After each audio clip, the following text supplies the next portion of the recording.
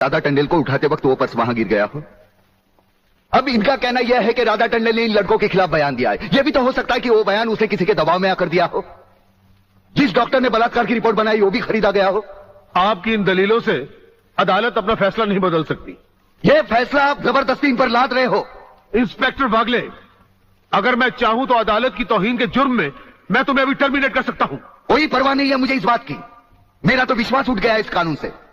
कौन सा कानून, कैसा कानून? यह कानून तो चंद मुजरिमों की रखेल बन बैठा है।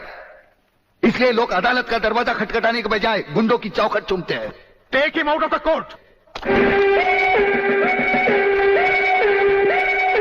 अगर जिंदगी में किसी से रिश्वत ना ली हो तो ही मुझे हाथ लगाना।